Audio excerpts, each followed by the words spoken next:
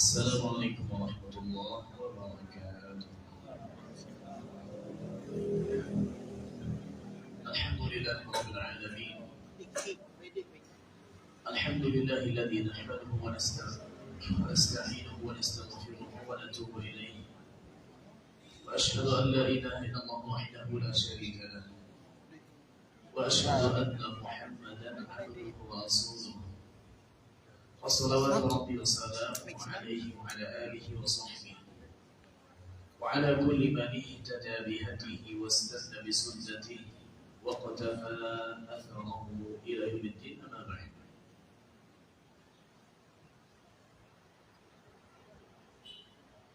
Insyaallah ta'ala kita mulai pembahasan kita dengan tema atau judul doa, keutamaannya dan adabnya.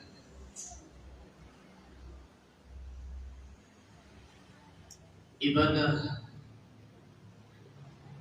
yang disebut dengan doa dalam bahasa Arab ad-du'a'u, maka ini ibadah yang merupakan penghubung antara Allah Subhanahu wa ta'ala dan hambanya. Maka disebutkan dalam hadis Nabi sallallahu alaihi wasallam dalam ucapannya yang pendek, ringkas tapi penuh dengan makna. Nabi kita sallallahu alaihi wasallam bersabda dengan sanad yang sahih di Sunan Abi Dawud dan yang lain, ad-du'a huwa al-ibadah. Doa itu adalah ibadah.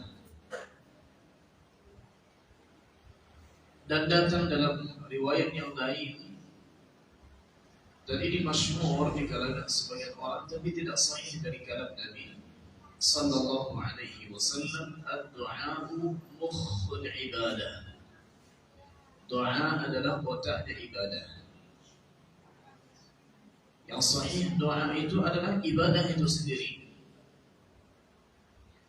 Seakan-akan tidak ada ibadah kecuali doa, padahal kita tahu banyak ibadah selain doa.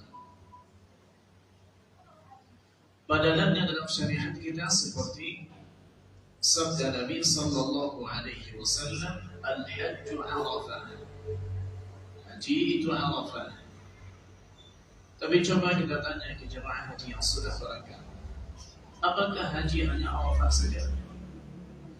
Ternyata haji diawali dengan ihram di miqat, kemudian nanti ada tawafnya, ada juga sa'inya bagi mereka haji tamattu', akan ada tawaf untuk umrah, tawaf untuk haji, ada juga sa'i untuk umrah, sa'i untuk haji, dan wukuf hanya salah satu dari ibadah haji yang besar, Arafah tanggal 9 Dzulhijjah. Tapi karena pentingnya rukun ini, seakan-akan tidak ada haji kecuali ia, menunjukkan sangat pentingnya. Sabda Nabi yang lain, dan ini sering dibahas di hadis Arba'in Nawawi. Salah satu sabda Nabi padanya, ad-dinun nasihah. Agama itu adalah nasihat. Pertanyaannya, apakah tidak ada selain nasihat? Bagian dari agama masih banyak yang lain, ada akidahnya, ada ibadahnya. Tapi karena nasihat ini sangat penting dalam agama, seakan-akan disampaikan tidak ada agama kecuali nasihat. Maka ad-dinu an-nasihah, seperti firman-Nya atau seperti sabdanya, ad-du'a huwa al-ibadah. Dan sebutkan juga di kisah Nabi Ibrahim alaihissalam menunjukkan hal ini. Tatkala Nabi Ibrahim alaihissalam bercerita kepada ayahnya, wahai ayahku, kenapa engkau menyembah sesuatu yang tidak mendengar, sesuatu yang tidak melihat? Wahai ayahku, telah datang kepadaku suatu keterangan dari Rabbku yang tidak datang kepadamu, maka tolonglah ikuti aku. Wahai ayahku, janganlah engkau menyembah syaitan, karena syaitan itu membangkang kepada Rabbnya. Wahai ayahku, aku khawatir nanti engkau ditimpa oleh adab dari Allah Subhanahu wa Ta'ala sehingga engkau jadi teman dekat syaitan. Lalu ayahnya marah dan mengatakan, Qala araghibun anta an alihati ya Ibrahim? Apakah engkau merasa benci dengan Tuhan-Tuhanku, wahai Ibrahim? Jika engkau tidak berhenti, maka aku akan merajammu, memukulmu, mencambukmu. Kisah ini bisa nanti jemaah baca di surat Maryam. Di surat Maryam bisa nanti dilihat dari firman Allah Subhanahu wa ta'ala ayat 40-an, "Wadhkur fil kitab Ibrahim." Yang ingin saya tekankan dalam bab ini adalah coba nanti dilihat ayat dalam ayat 48 dan 49. 48 dan 49 surat Maryam. Coba nanti pada ayat ke-48, wa a'tazilukum wa ma tad'una. Ulangi, wa a'tazilukum wa ma tad'una min dunillah. Aku akan meninggalkan kalian dan apa yang kalian seru selain Allah Ta'ala. Pada ayat 49 disebutkan, falamma i'tazalahum wa ma ya'buduna. Nabi Ibrahim tadi mengatakan begini, wa a'tazilukum wa ma tad'una. Aku akan tinggalkan kalian dan apa yang kalian seru, apa yang kalian doakan. Lalu Allah ceritakan setelahnya, maka tatkala Nabi Ibrahim meninggalkan mereka dan apa yang mereka sembah, padahal tadi ceritanya tentang doa, sekarang tentang ibadah, menunjukkan kalau doa itu memang ibadah. Coba juga nanti kita baca di firman Allah Subhanahu wa Ta'ala, dan ini sering dihubungkan oleh para ulama, yaitu di surat Ghafir yang ayat masyhur, ud'uni astajib lakum. Ud'uni astajib lakum. Kita lihat contohnya di firman Allah Subhanahu wa Ta'ala pada ayat yang ke-60 di surat Ghafir surat 40. Berdoalah kepadaku, niscaya akan kukabulkan. Ini tentang doa. Sambung ayatnya, masih ayat yang sama, innal ladzina yastakbiruna an ibadati sayadkhuluna jahannam dakhilin. Sesungguhnya orang-orang yang menyombongkan diri dari ibadahku. Padahal tadi awalnya tentang doa. Berdoalah kalian kepadaku, akan kukabulkan doa kalian. Sesungguhnya orang-orang yang sombong dari ibadahku. Awalnya cerita tentang doa, menunjukkan kalau doa itu memang ibadah. Sehingga doa ini kita bagi dua. Doa dalam syariat kita ada yang pertama namanya doaul mas'alah. Itu doa meminta. Doa us-su'al atau doa ul-mas'alah. Yang kedua, doa al-ibadah, yaitu doa ibadah. Kalau tersebut lafaz doa, berarti maknanya adalah ibadah atau menyembah. Dan ini banyak di Quran. Di sana dibaca juga di akhir surat Al-Qasas. Ayat terakhir, وَلَا تَدْعُ مَعَ اللَّهِ إِلَهًا آخَرَ. Jangan engkau seru sembahan selain Allah Ta'ala. Maknanya jangan engkau sembah, jangan engkau ibadahi. Doa tidak diragukan lagi bahwasanya dia adalah ibadah. Kemudian jemaah yang Allah muliakan, doa sangat mulia di sisi Allah Subhanahu wa Ta'ala. Meskipun kita kurang memanfaatkan bab ini, kurang memanfaatkan. Bahkan orang yang sudah dibukakan baginya pintu doa selebar-lebarnya pun kurang memanfaatkan. Contohnya mereka yang datang berhaji, mereka yang datang umrah. Coba kita lihat hadis Sunan Nasa'i, Sunan Ibnu Majah. Maka Nabi kita sallallahu alaihi wasallam bersabda, "Wafdullahi thalathatu." Ada 3 tamu agung Allah Ta'ala. Disebut yang 3 ini, al-hajju, jemaah haji, wal mu'tamiru jama'a umrah, wal ghazi fi sabilillah, dan orang yang berjihad di jalan Allah Ta'ala. Sambung hadisnya, da'ahum fa'ajabu, Allah panggil mereka untuk datang, lalu mereka menjawab panggilan Allah Ta'ala.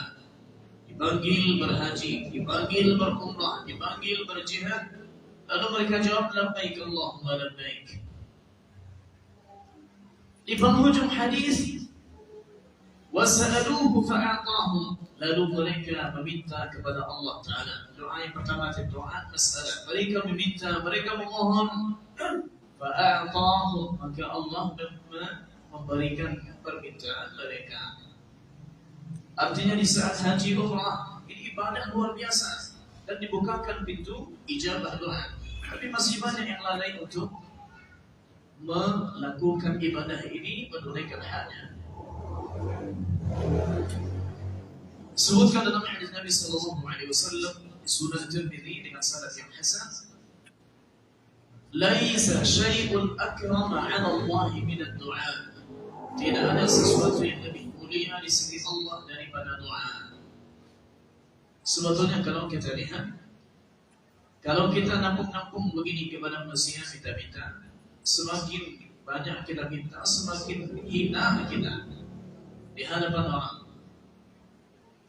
Sehingga disebutkan dalam sebuah syair Arab, la tas'al bunayya Adam hajatan was'al alladhi abwabuhu la tuhjabu, Allahu yaqdabu in tarakta su'alahu wa bunayyu Adam hina yus'al yaqdabu. Jangan engkau minta-minta ke manusia, anak Adam. Kenapa? Mintalah kepada Allah Ta'ala yang pintunya tidak pernah tertutup. Allahu yaqdabu in tarakta su'alahu. Allah marah, murka kalau engkau tidak meminta kepadanya. Coba kita balik. Kalau kita minta ke manusia, mana kita yang dimarahi? Minta-minta aja katanya. Dia syukur kalau mintanya untuk hal-hal yang syar'i. Tapi ada sebagian yang minta-minta ini untuk hal-hal yang jauh dari syariat. Minta sumbangan untuk ini, minta sumbangan untuk acara hiburan, organ tunggal. Ini tidak benar. Maka jamaah yang Allah muliakan, ternyata semakin kita berdoa, semakin kita mulia di sisi Allah Subhanahu wa Ta'ala. Semakin nampak lemah kita di hadapan Allah Ta'ala, semakin mulia kita. Coba kita lihat Nabi Zakaria alaihi salam, dan ini merupakan salah satu cara berdoa, salah satu tawassul kita kepada Allah Ta'ala. Jelaskan kelemahan kita di sisi Allah Ta'ala. Jangan kita sok jual mahal. Ya Allah, tolong kabulkan doaku kalau engkau mau, ya kalau tidak ya terserah. Mana pula ada doa macam ini. Kita mau meminta dan tidak. Apa doa Nabi Zakaria? Coba kita baca di awal-awal surat Maryam.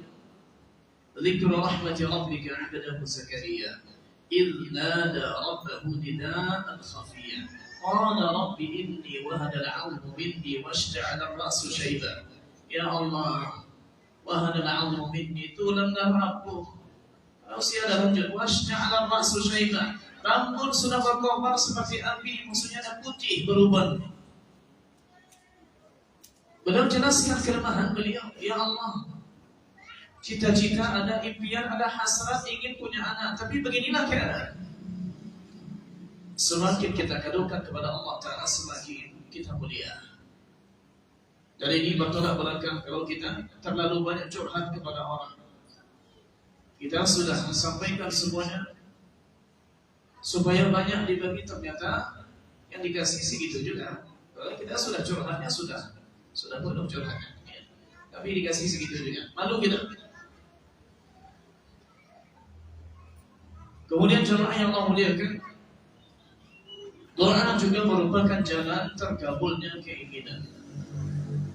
Sebagaimana ayat yang tadi kita baca di surah Al-Ghafir, ayat ke-60, Allah Subhanahu wa Ta'ala berfirman, "Wa qala rabbukum ud'uni astajib lakum." Dan Rabbmu berfirman, berdoalah kepadaku, niscaya akan kuperkenankan bagimu. Tiada yang mampu mengabulkan doa kecuali Allah Ta'ala. Ini tauhid rububiyah. perbuatan Allah Subhanahu wa Ta'ala, kita yakini bahwasanya doa tak akan dikabulkan oleh zat yang lain, hanya Allah yang mampu melakukannya. Tak akan dikabulkan oleh orang yang sudah mati, datang ke kubur minta ini, tak akan. Tapi Allah yang akan mengabulkan. Lalu perbuatan kita tak akan kita arahkan doa kecuali kepada Allah Ta'ala, tauhid uluhiyah. Maksudnya ibadah kita tidak kita arahkan kecuali hanya untuk Allah Subhanahu wa Ta'ala.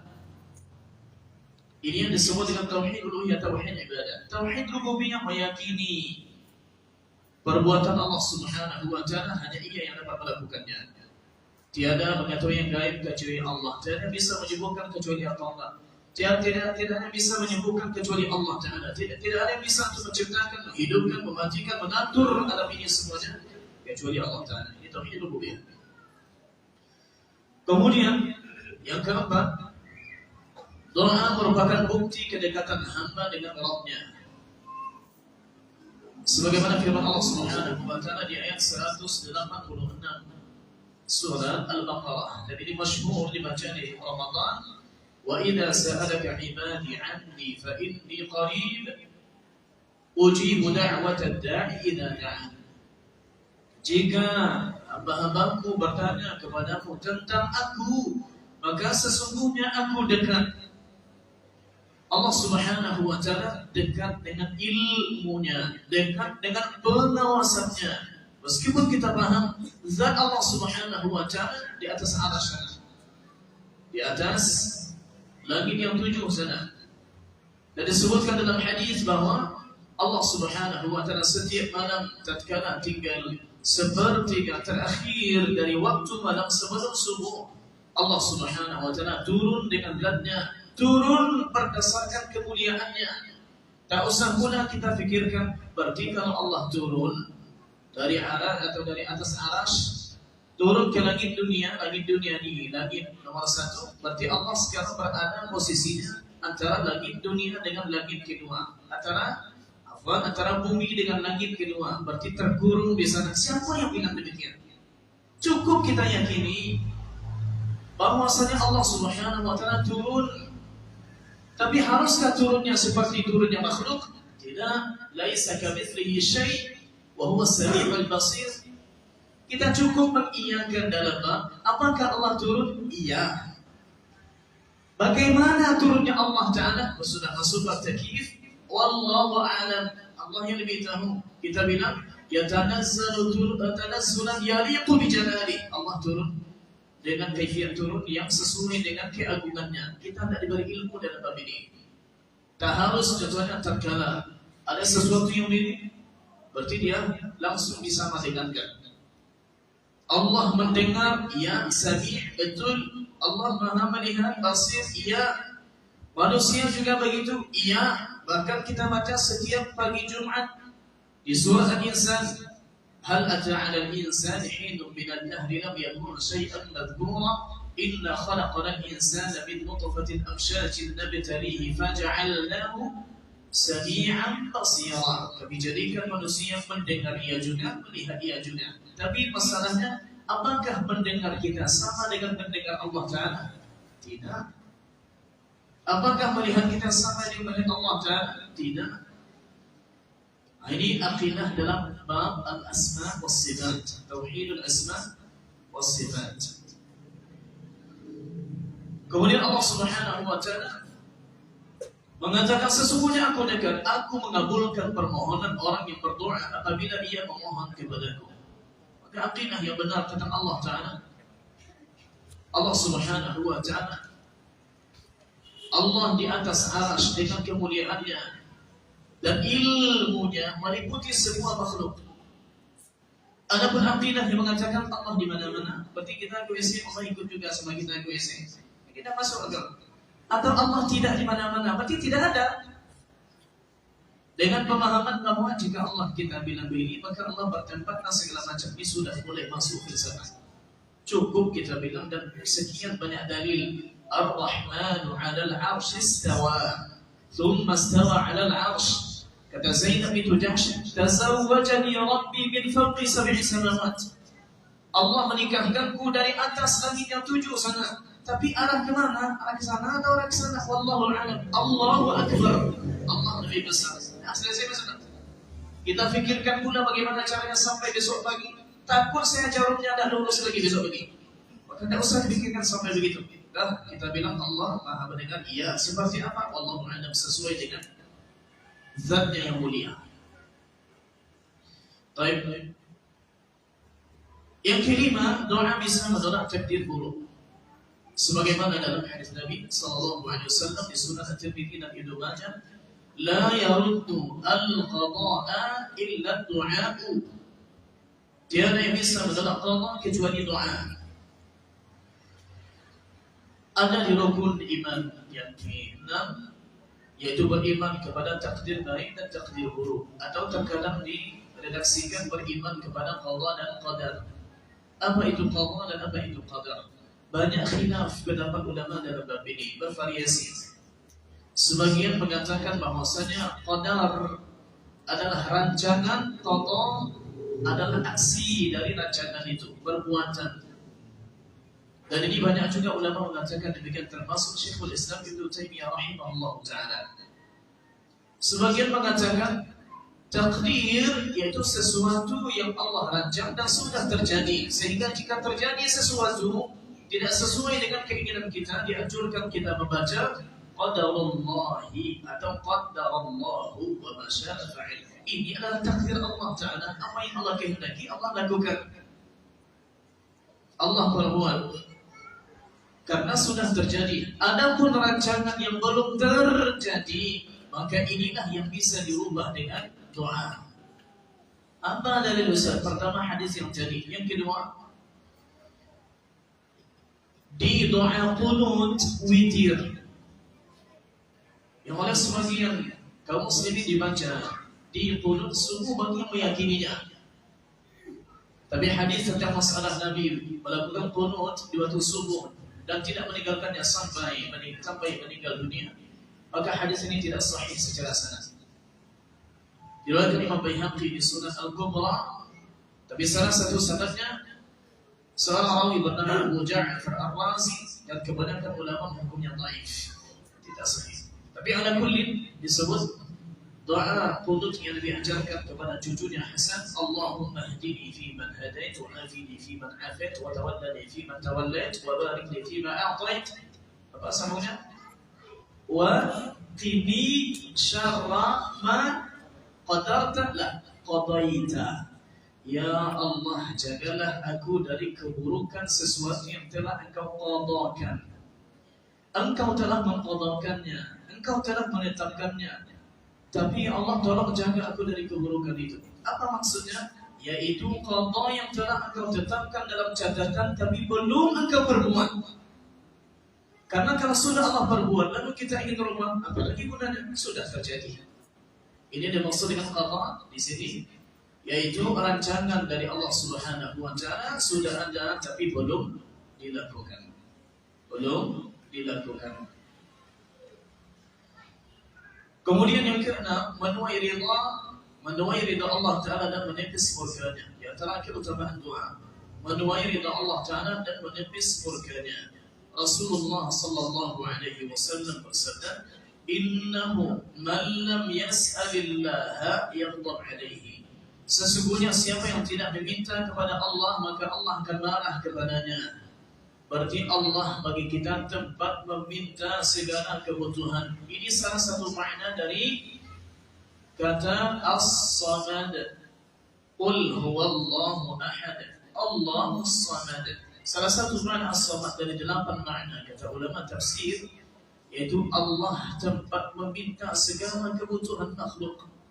Ilaihi tasmudu hajatu jami'al khalaiq. Kepadanya ditumpukan.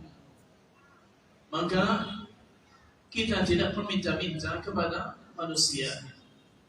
Walaupun contohnya, Ustaz sekarang kami contohnya membuka donasi untuk masjid, untuk ini segala macam, babnya kita membuka peluang untuk beramal. Dan seakan kita contohnya datangi pintunya, lalu kita bungkukkan badan, Pak tolonglah Pak, susah sekarang mencari, takkan kita lakukan demikian. Mau beramal ahlan wa sahlan, ya tidak ada masalah. Ya. Terkadang ada orang yang sudah asik dengan pekerjaannya itu. Kalau sudah asik begini menampung, agak susah untuk merubahnya. Ada seorang syekh di Mekah, saya dengar ceramahnya. Suatu ketika katanya ada orang-orang yang meminta sumbangan atau donasi atau pengemis di lampu merah. Kalau di Arab mereka masih pakai muka asli. Kalau di kita sudah macam-macam mukanya. Ada muka Ipin, muka Upin, ada yang dicat-cat ya nanti minta-minta. Maka ada seseorang yang waktu itu meminta, katanya di Arab ada orang yang lewat yang juga berhenti di lampu merah. Lalu menawarkan, daripada kau minta-minta di sini, yuk bekerja di pabrikku, di perusahaanku. Gaji 3.000 rial sebulan. 3.000 rial sebulan kalau di Arab Saudi sudah termasuk gaji sedang. 3.000 kalau kalikan 4.000 contohnya berarti sudah 12 juta. Yuk kerja. Ini baru kerja untuk gaji awal. Nanti bisa naik.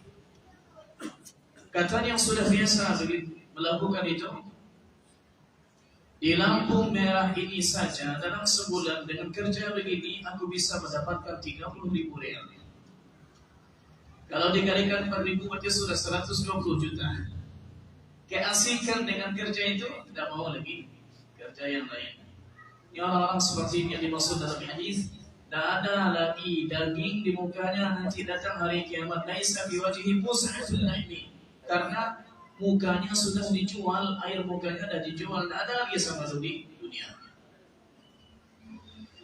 Yang ketujuh, bukti optimisnya hamba, yakinnya hamba dilihat dengan kuat tidaknya dia berdoa.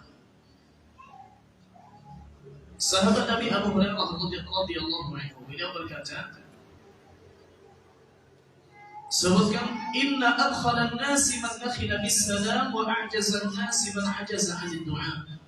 Manusia terkikir adalah orang yang pelit dalam menebarkan salam, namun yang terlemah adalah orang yang paling lemah berdoa.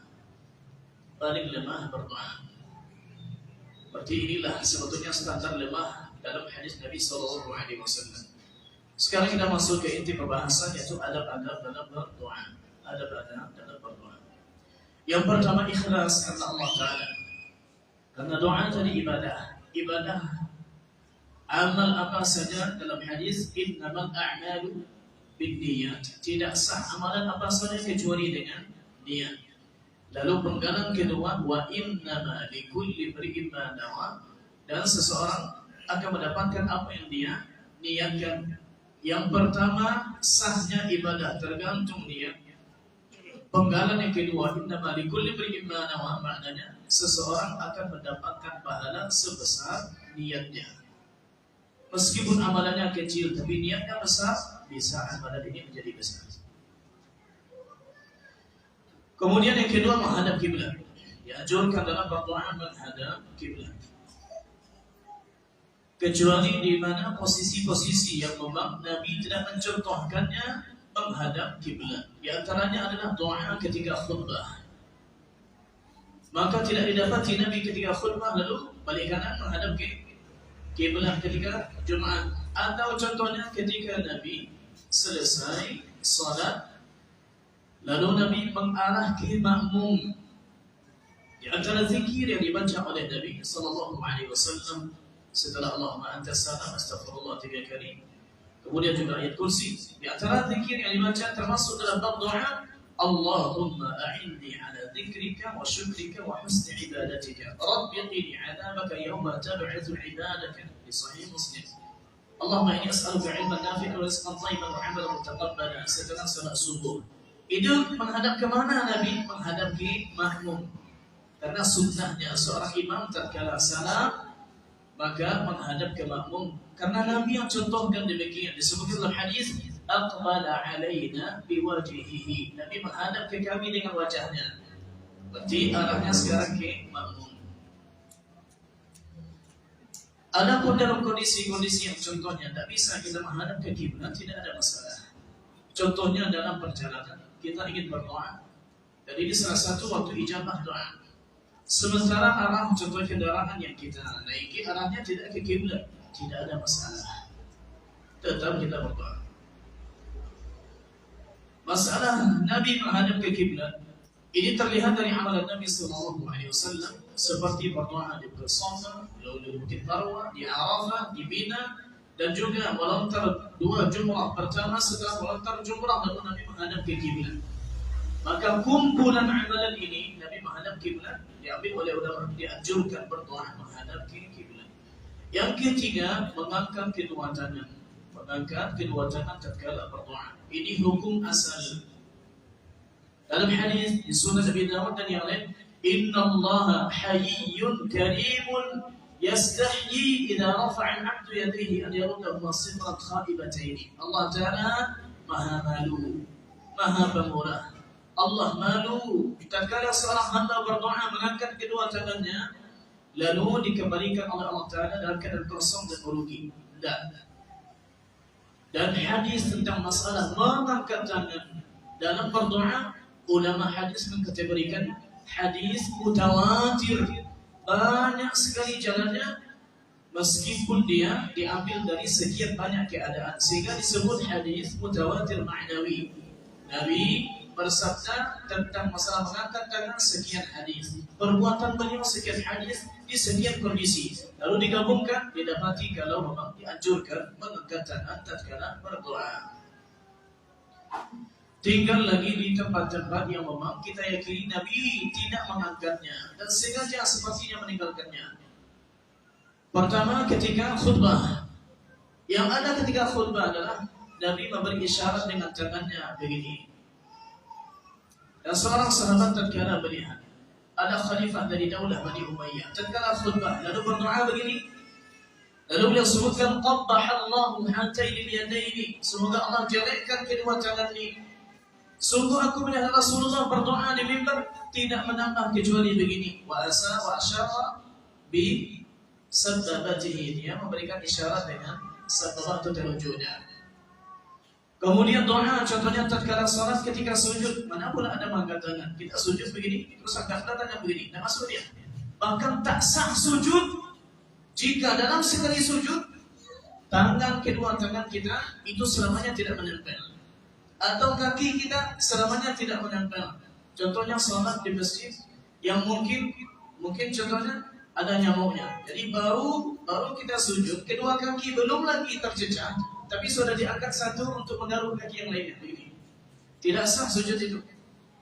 Karena Rasulullah menyuruh kita, amarna Rasulullah SAW an-nasjuda ala sab'ati a'dha. Rasulullah menyuruh kami itu sujud di 7 anggota. Muka, dan beliau juga berikan isyarat ke hidungnya, 2 tangan, kemudian 2 lutut dan 2 ujung kaki. Maka jika ada salah satu anggota yang tidak menempel ke lantai tatkala sujud, dan itu maksudnya selalu dari awal sampai akhir, maka sujud itu tidak sah. Kalau tidak sah, berarti rakaat itu tidak sah, berarti salat itu tidak sah. Ya. Kemudian jangan untuk mengangkat tangan secara umum dalam berdoa. Disebutkan dalam hadis di Sunan Nasa'i dan yang lain dari Abdullah bin Abbas bahwasanya beliau mempraktekannya untuk doa biasa, mempraktekannya diangkat sejajar dengan bahu, kurang lebih setinggi bahu. Adapun contohnya, Ustaz bagaimana caranya Ustaz? Dibuka macam ini atau dirapatkan macam ini? Nah, sebagian orang mengatakan macam ini, nah nanti kalau dia turun bisa tertampung macam ini. Terus pertanyaannya kalau dia besar, atau gini lagi, terus bisa begini lagi. Maka dalam bab ini tidak usah kita masukkan akal kita. Selagi tidak ada dalil khusus yang mengaturnya, jaraknya 1 jengkal, jaraknya ini, maka mau begini, wallahu a'lam. Semuanya sahih. Dan pernah saya dengar langsung dari Syekh Saleh Al-Munajjid tatkala beliau datang ke Mekah, Masjid Rajini. Beliau mengatakan bahwa Syekh Ibnu Baz rahimahullah ta'ala menganjurkan tatkala berdoa begini dirapatkan. Ya. Tapi kita sampaikan juga begini boleh karena tidak ada dalil yang mengatur secara khusus. Maka kalau tidak ada dalil mengatur secara khusus, jangan dikhususkan. Mengkhususkan sesuatu yang umum bisa jatuh ke bid'ah. Mengumumkan sesuatu yang khusus juga bisa jatuh ke bid'ah ketika tidak ada dalil. Ustaz, tatkala tahiyat, setinggi apa kita angkat Ustaz? Setinggi ini, setinggi ini, ke bawah. Ini juga tidak dijelaskan detailnya bagaimana. Dan bagi yang melihat itu digerakkan, macam mana cara menggerakkan Ustaz? Tingginya berapa senti ini? Ya, berapa? Ini juga tidak ada. Kalau kita bilang 1,5 senti, jangan lebih, jangan kurang. Mana dalilnya? Hamba Allah. Begitu lagi. Berarti yang umum jangan dikhususkan. Yang khusus jangan diumumkan. Kalau Nabi sudah khususkan dalam syariat, bahwasanya kurban tidak sah kecuali dengan kambing dan sejenisnya, sapi dan sejenisnya. Sekarang ada ayam yang banyak Ustaz. Orang tidak suka kambing sini, ayam saja lagi. Kita bilang jangan umumkan yang khusus.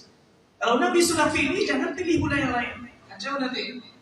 Nah, ini kita pakai ini dalam kaidah menentukan ini bid'ah atau tidak bid'ah. Saya sarankan coba nanti dibaca 23 kaidah menentukan bid'ah karangan Syekh Muhammad Ibn Husain Al-Jizani atau Jizani. Ada bahasa Arabnya namanya Qawaidul Ma'rifatil Bid'ah. 23 cara untuk kaidah mengetahui apakah ini bid'ah atau tidak. Wallahu a'lam, sudah diterjemahkan atau tidak. Baik, kemudian juga yang keempat, memulai doa dengan memuji Allah Subhanahu wa taala dan bersalawat kepada Nabi sallallahu alaihi wasallam. Ini dalam doa secara umum. Doa kita mulai dengan memuji Allah taala dan bersalawat kepada Nabi sallallahu alaihi wasallam. Nabi pernah mendengar seorang berdoa tanpa memuji Allah taala. Nabi pernah dalam ke Masjid Nabawi dalam salatnya dia berdoa, bisa di sujudnya, bisa di qunutnya, maka dia tidak membaca pujian kepada Allah Ta'ala dan salawat kepada Nabi. Lalu dia disampaikan, orang ini tergesa-gesa, ajilah hada. Lalu dia disampaikan, jika kalian berdoa, bolehkah dengan memuji Allah Ta'ala dan bersalawat kepada Nabi SAW. Imam An-Nawawi rahimahullah Ta'ala juga menukil ijma' kesepakatan untuk menutup doa juga ditutup dengan salawat atas Nabi dan ditutup dengan alhamdulillah rabbil alamin, pujian kepada Allah Ta'ala dan juga salawat kepada Nabi sallallahu alaihi wasallam. Dan kita tidak tahu dasarnya. Tatkala berdoa lalu dimulai dengan isti'adzah. A'udzubillahi minasyaitonir bismillahirrahmanirrahim. Kita tidak tahu dasarnya. Mana dalil menunjukkan kalau kita berdoa lalu kita bilang a'udzubillah. Kalau untuk baca Quran ada ayatnya di surat An-Nahl, fa idza qara'tal Qur'ana fasta'idz billahi minasyaitonir rajim. Yang ada adalah puji Allah Ta'ala. Alhamdulillah dengan segala bentuk pujian. Alhamdulillah, alhamdulillahi hamdan katsiran thayyiban mubarakan fihi atau yang lain. Lalu salawat kepada Nabi, baru kita mulai apa yang kita ingin minta kepada Allah Ta'ala. Yang kelima, bersungguh-sungguh meminta. Bersungguh-sungguh meminta. Disebutkan dalam hadits Bukhari Muslim yang maknanya, janganlah seseorang di antara kalian berdoa dengan mengatakan, ya Allah ampunilah aku jika engkau mau, ya Allah rahmatilah aku jika engkau mau. Maknanya adalah, ya kalau engkau tidak mau ya terserah engkau, itu begitu. Itu tidak beradab kita dalam berdoa. Tidak usah ya Allah ampunilah aku, selesai masalah. Maka mau tidak maunya memang betul itu perbuatan Allah Ta'ala. Tapi tidak usah kita secara makhluk, adabnya tidak masalah. Hendaknya ia bersungguh-sungguh meminta karena Allah melakukan apa saja yang dikehendakinya, wala mustakriha lahu, tidak ada yang memaksa Allah Ta'ala. Maka kalau kita berdoa bersungguh-sungguh, ya Allah ampuni, ya Allah rahmati. Ya. Yang keenam, merasa yakin dikabulkan, merasa yakin doa akan dikabulkan dan khusyuk. Ya. Maka merasa yakin doa akan dikabulkan. Khusyuk insyaallah kita jadikan bab selanjutnya. Dalam hadis Nabi sallallahu alaihi wasallam, Nabi bersabda, hadis Sunan Tirmidzi dan yang lain, "Ud'ullaha wa antum muqinuna bil ijabah." Berdoalah kepada Allah dalam keadaan kalian yakin akan diijabah. Kalian yakin akan dikabulkan Allah Ta'ala. Ini juga bentuk fokus kita. Ya, jangan separah-separah. Gerakkan hati, fokuskan, ya Allah, Engkau Maha mengabulkan doa. Andai ujung-ujungnya nanti Allah tidak kabulkan, maka jangan salahkan Allah Ta'ala atau jangan salahkan doa yang Nabi ajarkan. Kesalahannya boleh jadi di kitanya. InsyaAllah nanti akan ada bab penghalang doa. Kenapa doa tidak dikabulkan? Kemudian yang ketujuh, khusyuk yang maknai doa yang dibaca. Rasulullah SAW bersabda yang artinya, ketahuilah, sesungguhnya Allah tidak mengabulkan doa dari hati yang lalai lagi lengah. La yaqbalullahu du'aan min qalbin ghafilin lahin. Masuk juga dalam bab ini jemaah yang Allah muliakan, orang yang berdoa tapi tidak paham apa yang dia baca. Masuk dalam bab ini orang yang berdoa tapi dia tidak paham apa yang dia baca.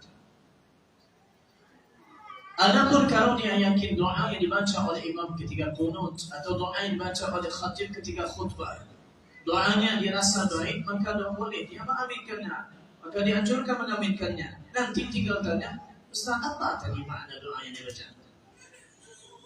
Ada di kita ini istilah patiq doa atau membaca doa. Bahkan terkadang seseorang yang diundang pergi makan, contohnya ke rumah orang lain, itu tidak bisa turun dari rumah itu kecuali baca doa dulu. Suatu ketika saya diundang ke suatu rumah yang ada walimahnya, kalau tidak salah walimah sunat rasul atau walimah akikah. Saya terlambat datang. Ketika masuk ternyata hidangan di sana sudah terserak semuanya. Maksudnya mereka sudah selesai makan, tapi belum bisa keluar dari rumah itu. Saya tidak tahu sebabnya. Pas masuk, saya masuk assalamualaikum, lalu mereka bilang alhamdulillah. Saya bilang apa pun alhamdulillah. Kita baru masuk belum makan, mereka bilang alhamdulillah. Ternyata sebabnya adalah jual tibu buya, sehingga lebih bisa kami turun. Tidak ada nama dia cerita itu. Jemaah, ini juga penyakit di sebagian tempat. Ketika diundang kita, contohnya ceramah ke masjid atau ke musalla yang sudah biasa melazimkan imamnya berdoa, lalu kita zikirnya sendiri, berdoanya sendiri. Sampai-sampai pernah ibu-ibu di belakang bilang, "Nak berdoa awak itu buya." Lalu kita bilang, silakan ibu doa sendiri. Di sini harus kita luruskan pemahaman ini. Apa yang dituntut oleh Allah kepada kita? Berdoa atau membaca doa? Kalau membaca doa, tidak semua kita pandai. Mungkin yang pandai itu buya atau apa contohnya. Cuma kalau berdoa dengan bahasa apapun silakan. Kapanpun tidak masalah. Nah, di sini yang kita terkadang terkecoh dalam bab ini. Sehingga harus diwujudkanlah doa itu seperti acara seremonial yang bisa hanya dilakukan oleh orang-orang yang mungkin dulu pernah ada latar belakang agama. Maka tolong dipahami apa yang dibaca dalam doanya. Pernah juga setelah khutbah Jumat kita diundang untuk akikah. Jemaah salat Jumat masuk ke rumahnya, lalu setelah makan diminta minta tolong doa. Pertama, memimpin doa yang demikian bersama-sama, jadi aminkan pula. Ini tak kita dapat contohnya dari Nabi SAW, kecuali di tempat-tempat seperti khutbah, seperti doa istisqa, seperti contohnya doa qunut, ya, baik qunut nazilah atau qunut di witir. Tapi sengaja ini lalu diaminkan orang. Ini tidak kita dapati contohnya. Lalu kita bilang, tidak usah saya, yang lain aja lah. Lalu ada buyanya yang berdoa. Ini acara akikah ini.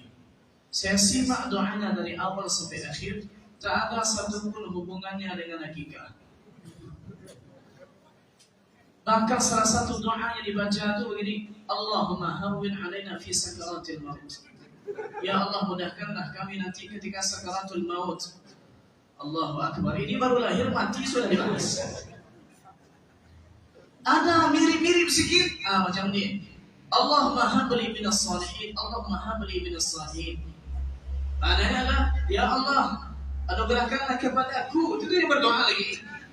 Karena yang di sana tak ada yang paham, pokoknya cepat keluar karena sudah makan begitu saja. Amin, amin, amin. Tidak paham. Ya. Sehingga kadang ada video tersebar orang Arab ngomong bahasa Arab, kita sangka doa juga. Allah itu dia protes sebetulnya. Amin, kata. Tak paham. Berarti pahami doa apa yang kita baca. Kalaupun contohnya doa tidak dari hadis Nabi, tidak dari doa yang mansur, maka juga tidak ada masalah karena Nabi berikan standar untuk berdoa. Nabi sampaikan, yustajabu li ahadikum ma lam yad'u bi ismin aw qati'ati rahim. Dikabulkan doa kalian selagi tidak berdoa dengan doa yang mengandung dosa atau memutus silaturahim. Tidak ada masalah kalaupun contohnya doa.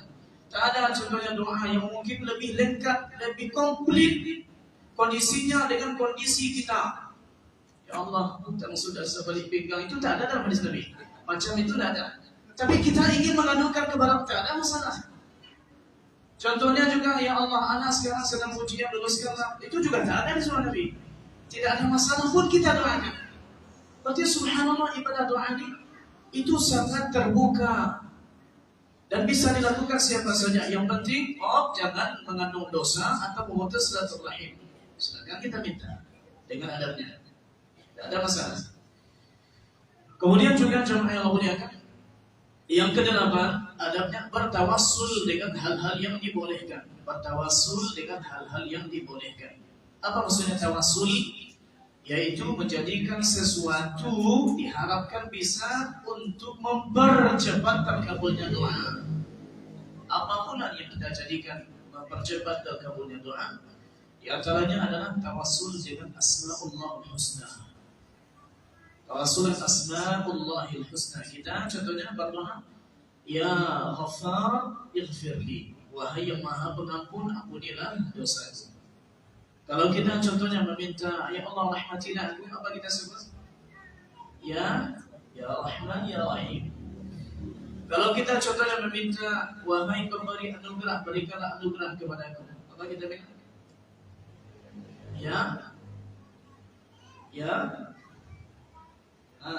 Ya Wahhab, habli.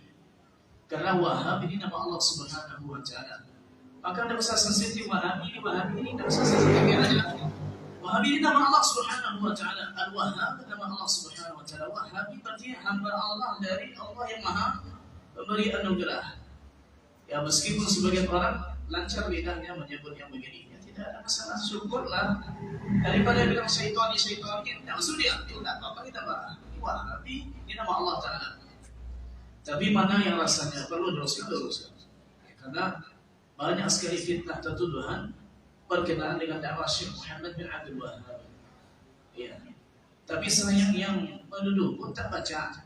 Tak baca usul thalatha, tak ada. Tak baca qawaidul arba', al-usul sittah, tak baca kasyfus syubhat, tak baca contohnya Fadlul Islam. Sudah baca kitab tauhid, tak baca ini, tak ada yang tahu. Tapi ngikut-ngikut saja yang orang menyalah-nyalahkan. Ini tidak masuk. Kemudian juga termasuk dalam tawassul yang dibolehkan adalah yaitu bertawassul dengan amal soleh kita yang dilakukan di zaman sebelumnya. Dan kita yakin ya Allah rasanya amalan itu memang dilakukan ikhlas karenamu, mengharap ridhamu. Sebagaimana Allah kisahkan tentang 3 orang yang masuk ke gua, ternyata mereka itu tertutup pintunya, tidak jatuh batu menutup pintu gua. Coba sesekali contohnya kita jadikan ingat amalan apa yang kira-kira pernah kita lakukan rasanya ikhlas. Lalu sebutkan ya Allah, dulu pernah aku lakukan ini. Jika memang yang ku lakukan itu ikhlas katamu ya Allah, maka tolong kemudahkan urusan yang sekarang ku hadapi ini. Kalau memang Allah melihat keikhlasan kita dahulu tatkala melakukan amal itu benar, maka insyaallah taala itu bisa jadi senjata menggolkan permintaan kita sekarang. Ya, kita tahu kisahnya di hadis itu. Orang berbakti kepada kedua orang tuanya. Yang kedua orang yang meninggalkan dosa berzina karena takut kepada Allah Ta'ala. Yang ketiga orang yang memberikan upah kepada pegawainya, ternyata tidak diambil, lalu dikembangkan upah ini dan semuanya modal dan hasil dari modal itu diberikan kepadanya semuanya. Kemudian juga tawassul yang ketiga yang dibolehkan yaitu meminta doa kepada orang yang dianggap saleh. Dan ini dilakukan oleh sahabat kepada Nabi dan tidak khusus untuk Nabi. Bahkan Nabi sampaikan, inna khairat tabi'in Uwais ibn Amir al-Qarani. Sebaik-baik tabi'in adalah Uwais bin Amir al-Qarani, orang Yaman sesama dengan Nabi, tapi tak pernah bertemu dengan Nabi. Terhalang beliau ke Madinah karena ibunya sakit, tak bisa bertemu dengan Nabi.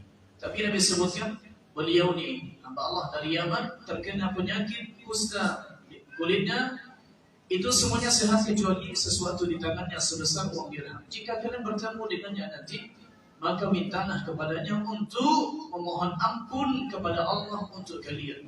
Umar bin Khattab jadi khalifah, tanya, adakah di rombongan kalian di Uwais? Tidak ada. Tahun besok ada. Lalu dia disampaikan, Nabi bilang begini, tolong mintakan kepada Allah ampunan untuk. Ini tidak ada masalah. Yang menurut dugaan kita, dia bisa lebih diterima doanya. Khususnya mereka-mereka yang mungkin pergi ke tanah suci. Dalam hadis Sahih Muslim dari Ummu Darda, as-Sughra, dari suaminya Abu Darda, cerita sebelumnya adalah ada seorang familinya bernama Safwan akan pergi haji. Lalu kata Abu Darda, ud'u lana bi khairin, tolong doakan untuk kami kebaikan di sana. Karena aku mendengar Nabi sallallahu alaihi wasallam bersabda, tidak berdoa seorang muslim untuk saudaranya dalam keadaan saudaranya gaib atau tidak ada, atau maksudnya dengan keikhlasan luar biasa, kecuali Allah jadikan, Allah wakilkan untuknya malaikat mengaminkan doa itu, dan malaikat mengatakan walaka bil mithl, engkau juga mendapatkan hal yang sama, kebaikan yang kau doakan untuk saudara engkau. Pernah Nabi SAW itu berkumpul dengan 3 orang sahabatnya, ada Abu Hurairah, ada 2 lagi. Yang pertama meminta, wahai Rasulullah, tolong mintakan bagiku ini. Lalu Nabi doakan. Yang kedua juga, tolong mintakan untukku ini, wahai Rasulullah. Lalu Nabi doakan. Kata Abu Hurairah, wahai Rasulullah, tolong mintakan untukku kepada Allah Ta'ala apa yang tadi diminta oleh 2 kawankunya, tambah 1 lagi, yaitu ilmu yang tidak dilupakan, yang tidak akan lupa. Lalu Nabi doakan, ya Allah, sesungguhnya aku memohon kepadamu untuk hamba ini apa yang diminta oleh 2 hambamu yang tadi. Dan 1 lagi, plusnya adalah Allahumma inni as'aluka ilman la yursa, ilmu yang tidak dilupakan. Boleh demikian, boleh. Tapi semakin kita bisa menyampaikan tujuan apa, permintaan khusus kita sampaikan. Maka disebutkan oleh Ibunda Aisyah radhiyallahu anha di antara doa Nabi, Allahumma inni as'aluka khaira ma sa'alaka bihi nabiyyuka wa ibaduka salihun. Ya Allah, sesungguhnya aku memohon kepadamu kebaikan yang pernah diminta oleh nabimu dan hamba-hambamu yang saleh. Lalu kebalikannya, wa a'udzu bika min syarri ma sta'adaka minhu nabiyyuka sallallahu alaihi wasallam wa ibaduka salihun. Dan aku berlindung kepadamu dari segala keburukan yang pernah berlindung darinya nabimu dan hamba-hambamu yang saleh. Kita baca begini, siapapun hamba saleh yang ada di dunia ini, kena dia semua, dapat pula kita kebaikannya. Ini doa praktis ini. Allahumma inni as'aluka khaira ma sa'alaka bihi nabiyyuka sallallahu alaihi wasallam wa ibaduka salihun wa a'udzu bika min syarri ma sta'adaka minhu nabiyyuka sallallahu alaihi wasallam wa ibaduka salihun. Catatkanlah Ustaz, nanti saya kirimkan. Ya. Jadi di antara doa-doa yang Masya Allah dibaca oleh Nabi. Jika ada buku yang lain, maka silakan dicari buku yang lain. Kalau tidak ada, boleh tidak baca-baca buku hamba Allah yang depan. Ada saya bikin sekitar 4 tahun yang lalu 175 doa mustajab dari Al-Quran dan Sunnah.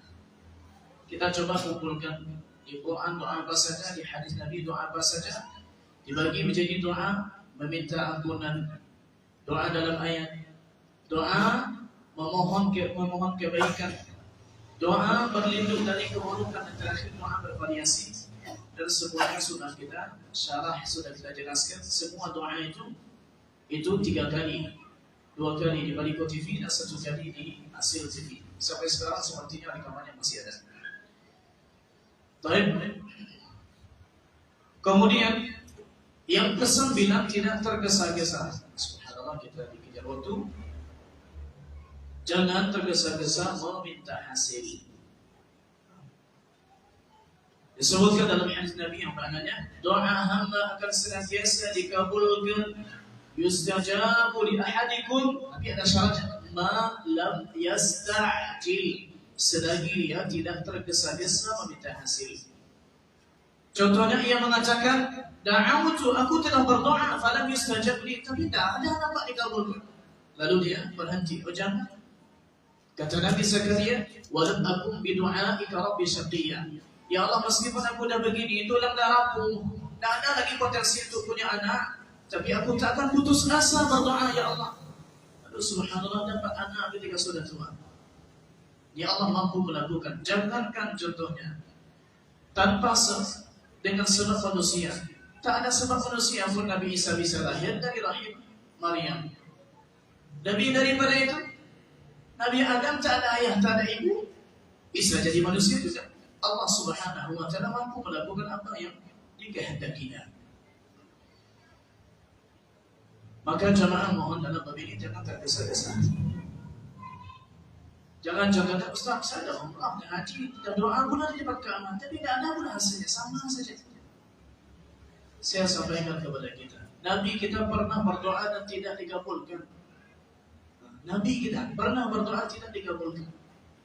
Tatkala pergi Nabi kita ke Taif, lalu dia pergi di sana, lalu berdoa kepada Allah Taala agar penduduk Makkah diberi hidayah. Allah kabulkan doa Nabi, tapi setelah berapa tahun? 11 tahun. Ini baru sekali pergi umrah, 2 kali doa dalam Ka'bah, ada protes-protes juga sama Allah Taala. 11 tahun doa Nabi baru Allah kabulkan. Nabi pernah berdoa 3, 2 Allah kabulkan, 1 tidak. Ya Allah, jangan engkau musnahkan hambaku ini, umat-umatku ini sebagaimana engkau musnahkan umat Nabi Nuh dengan banjir. Allah kabulkan doa itu. Ya Allah, janganlah engkau musnahkan umatku ini dengan kemarau panjang yang pernah menimpa umat Nabi Yusuf alaihissalam. Allah kabulkan juga doa Nabi. Ya Allah, janganlah jadikan umatku berpecah-pecah. Allah tidak kabulkan. Siapa yang doa? Nabi kita sallallahu alaihi wasallam. Satu-satunya makhluk yang Allah tinggikan sampai ke Sidratul Muntaha sana. Tapi ada yang tidak Allah kabulkan.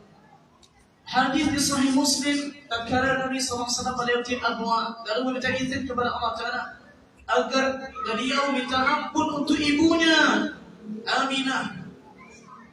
Ternyata Allah tidak izinkan. Lalu meminta izin, ya Allah, izinkan aku menziarahi kuburnya. Allah izinkan. Jika Nabi saja ada doanya yang tidak dikabulkan Allah Subhanahu wa Ta'ala, maka coba bandingkan ke kita dengan sekian banyak dosa dan noda yang ada di badan kita. Boleh jadi itulah penghalang kita dihalangi doanya oleh Allah Subhanahu wa Ta'ala. Selanjutnya yang ke-10, tidak berdoa dengan hal yang berbau dosa atau memutus silaturahim. Apa yang tadi kita sebutkan, jangan doanya mengandung dosa atau memutus silaturahim. InsyaAllah kita lewatkan. 11, berdoa dengan suara yang lirih, yang lembut. Ini asal dalam berdoa. Jika dibutuhkan berdoa, contohnya dengan suara yang didengar seperti doa dalam khutbah, dalam qunut, doa ketika salat istisqa, maka yang seperti ini dibolehkan untuk dilakukan di tempat-tempat yang dicontohkan oleh Nabi Sallallahu Alaihi Wasallam. Tapi secara umum itu dilakukan dengan suara yang lirih, yang lembut, terdengar oleh kita dan tidak mengganggu tetangga kita yang di samping. 12, tidak bersajak-sajak dalam berdoa. Tidak bersajak-sajak dalam berdoa. Maksudnya membebani diri untuk mencari kalimat-kalimat yang mirip-mirip ujungnya, seperti puisi atau pantun. Karena kalau sudah itu fokus kita, berarti tidak berdoa lagi, tapi merangkai kata supaya menjadi bunyinya seperti pantun atau puisi, bukan itu. Silakan sampaikan. Andai contohnya nanti hasilnya begitu tanpa kita membebani diri, tak ada masalah. Seperti doa Nabi, Ya munzilal kitab, mujri as-sahab, hasib al-ahzab, sama-sama di ujungnya. Ihzib al-ahzab. Kalau memang itu dari Nabi SAW, Allahumma inni a'udzubika min ilmin la yanfa' wa min qalbin la yakhsha' wa min nafsin la tashba' wa min qawlin la yusma'. Ujungnya ain. Kalau memang itu dari Nabi, kita contoh, tidak ada masalah. Tapi nanti menyengaja untuk mencari kata-kata supaya sama, supaya cantik, ini tidak dianjurkan. Bahkan termasuk kata Imam Qurtubi rahimahullah ta'ala, tatkala menafsirkan ayat 55 surat Al-A'raf, yang di situ jangan engkau melampaui batas, termasuk salah satunya bersaja-saja dalam berdoa. 13 mengulangi doa sebanyak 3 kali. Ini dianjurkan, mengulangi doa sebanyak 3 kali. Disebutkan oleh Abdullah bin Mas'ud radhiyallahu anhu, hadisnya sahih di Sahih Muslim. Rasulullah apabila berdoa beliau mengulanginya 3 kali. Apabila meminta beliau meminta 3 kali. Ini secara umum. 14 tidak membatasi luasnya karunia Allah dan rahmat Allah Subhanahu wa taala. Maksudnya rahmat Allah ini umum untuk semua kaum mukminin. Tak boleh berdoa, ya Allah seluruh di masjidnya aku saja yang mati, yang lain itu jangan lagi. Tak boleh. Ada kisah sebetulnya dalam bab ini. Ada seseorang Badui yang beliau itu melakukan sesuatu lalu dikerumuni oleh sahabat, dan beliau tidak reda dengan hal yang demikian. Maksudnya diperlakukan begitu kayak dikeroyok, dia tidak reda. Maka ketika salat asar dia berdoa, Allahumma arhamni wa Muhammadan wa la tarham ma'ana ahada. Ya Allah rahmati aku saja dan Nabi Muhammad saja, yang lain-lain itu tidak usah. Karena sakit hatinya kemudian yang lain. Itu tidak boleh. Tidak boleh kita membatasi karunia Allah Ta'ala. 15 mengutamakan waktu-waktu yang mustajab. Utamakan waktu yang mustajab. Mana saja contohnya? Seperti di malam Lailatul Qadar, atau malam yang diduga Lailatul Qadar, seperti malam 21, malam 23, malam 25, malam 27, malam 29. Dan jangan pula contohnya dipastikan, kita tak ada yang pasti. Dulu dalam hadis di Sahih Bukhari kata Nabi SAW, Allah akan kasih tahu tentang kapan malam Lailatul Qadar kepadaku. Lalu ada 2 orang sahabat Nabi berdebat di luar masalah itu. Fatalaha rajulan min ashabi. Lalu Allah angkat pastinya kapan malam Lailatul Qadar, tidak Allah beritahu. Maka mungkin malam 21, mungkin ya malam yang lain. Dan jangan dipatok-patok, malam 27. Karena penyakitnya begini, malam 27 ramenya minta ampun, malam 28 tinggal lagi. Saya pernah jadi imam di suatu masjid di Mesir, kurang lebih tahun 2012-2013. Malam 27, Masya Allah. Masjidnya 4 kali besar masjid kita ini. Lantai 1 penuh, lantai 2 penuh, sampai juga lantai 3 yang masih dicor belum lagi ada, penuh juga. Jalan dihalangi malam 27. Masya Allah. Malam 28 tinggal 3 saat lagi. Yang di dalamnya tak penuh. Karena disangka Ramadan dah habis dengan habisnya malam 27. Ini masuk dia. Kemudian dianjurkan di sepertiga malam terakhir atau saat waktu sahur, antara azan dengan iqamah. Ketika sujud dalam sholat tidak dilakukan kecuali dengan bahasa Arab. Iya, tidak dengan bahasa Indonesia. Meskipun dalam hati usahakan dengan bahasa Arab. Ustaz tak paham, tak banyak doa hafal Ustaz. Rabbana atina ta'afal. Itu mencakup semua kebaikan dunia, semua kebaikan akhirat. Kata Imam Ibn Katsir rahimahullah ta'ala tatkala menafsirkan Rabbana atina fid dunya hasanah wa fil akhirati hasanah wa qina 'adzaban nar. Ayatnya ada di ayat 202 di surah Al-Baqarah tentang haji. Maka beliau sebutkan mencakup semua kebaikan dunia, mencakup semua kebaikan akhirat. Lalu beliau sebutkan 8 contohnya: rumah yang luas, kendaraan yang enak dibawa, kemudian istri yang salehah, keturunan, disebutkan semua, rezeki yang luas, termasuk dalam atina fid dunya hasanah. Kemudian juga antara tasyahud dan salam. Sebelum kita salam dianjurkan juga untuk berdoa, khususnya kalau kita salat sendiri. Setelah fil alamin innaka hamidum majid, kita baca Allahumma inni a'udzubika min adzabi jahannam wa min adzabil qabr sampai akhir. Kemudian doa dari kita lagi. Contohnya Allahumma inni as'aluka al-jannata wa a'udzubika minan nar. Allahumma inni as'aluka al-firdaus al-a'la minal jannah. Rabbi auzi'ni an ashkura ni'mataka allati an'amta 'alayya. Atau doa yang lain.